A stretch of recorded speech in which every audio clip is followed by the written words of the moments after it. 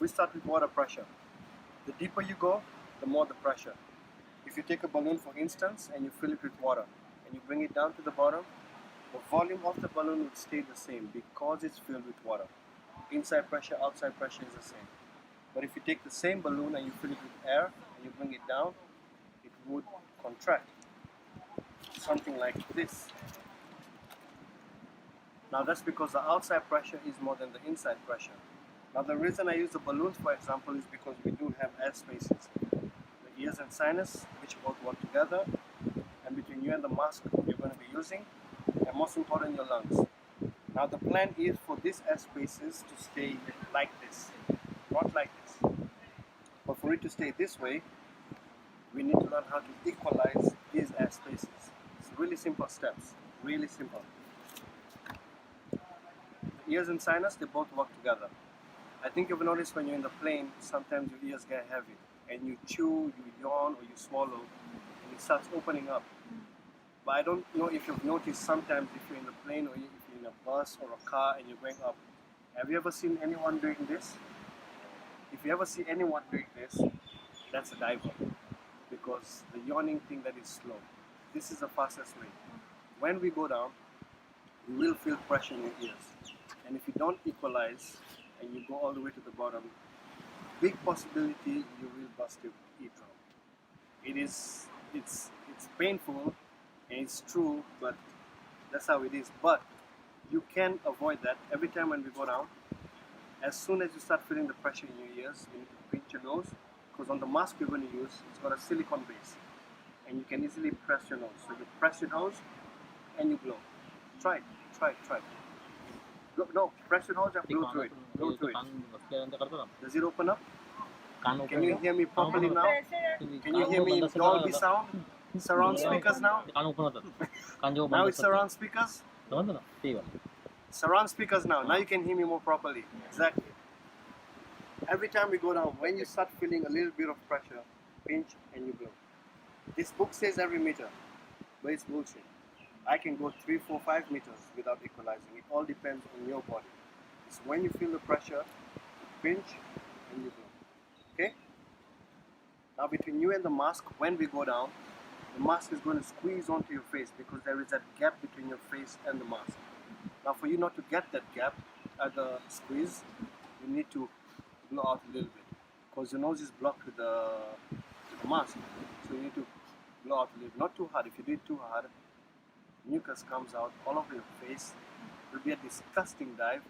I wouldn't even want to look at your faces after the dive. So small blow, guys, small blow. But we only do this when we are going down. Only when we're going down. Coming up from the dive, there is no need for you to equalize. Air expands, it releases itself when we go up. So we only do this going down. Okay? You okay on this page? You sure? Yeah. Do I need to repeat anything else? No. Okay. Now, this is one problem we all, anyone can face, even me. When we go down, it could happen to the best of anyone. And you're trying to equalize. Sometimes one side may open and the other side may not want to open. So it's at that point where you need to point your finger like this. As soon as you do this, I know you're trying to equalize, it's not working. So it doesn't matter which side you point. As soon as you do this, I know you're having equalizing problem. So what we do is we go up slowly. Not all the way back up to the surface. Slow, and we keep trying to equalize until it pops. Okay? Now, lungs is the most important airspace. It's a really simple rule. Never, ever hold your breath. Even if you think you're about to panic, you can panic. You can feel free to panic. But just make sure you're breathing in and out the whole time. Now, the only difference is, right now you're inhaling with your nose, exhaling with your mouth. But when we're diving, it's in and out with your mouth.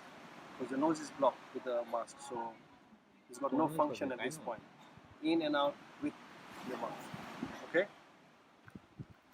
Now underwater we are going down to look at fish life, not to touch. We actually do get a few clients sometimes who do complain about stings and bites. But the only reason they would complain is because they're going to touch and do things they're not supposed to do. But we are flexible. We would let you touch a few things, but we'll only let you touch what we know is safe for you to touch, not you going on your own. Oh, this is beautiful. What is this? Oh. Nope. It might sting you, it might bite you. So, no touching. Now, for those who can't swim, unfortunately, we'll try. But anyway, when we go down, we would be vertically, like you see here, just to get the balance properly. But once normally we get close to the bottom, we need to be horizontal. Because if you stay vertical the whole time, your fins is quite long. And without you realizing, you may be damaging the corals.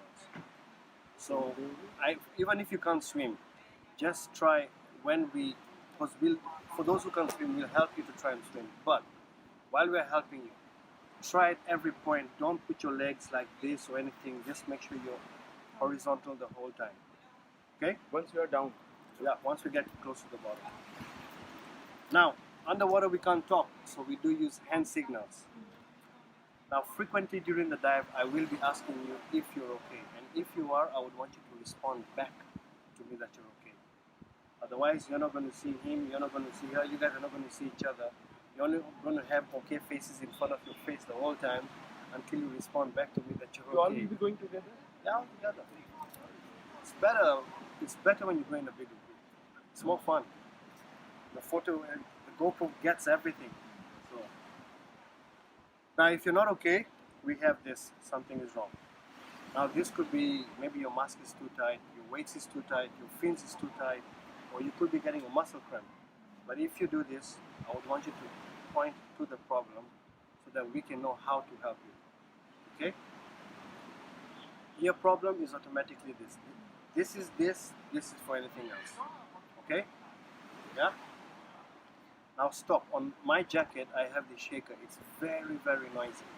And when I shake it, normally I'm looking for attention, either to show you something or to stop you from doing something you're not supposed to be doing.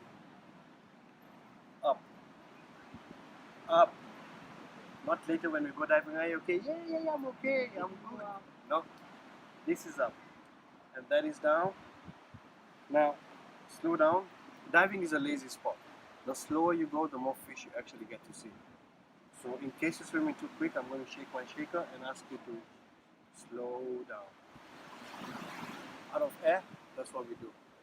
Meaning the tank is finished. Last air. But this never happens because we keep checking your gauge all the time.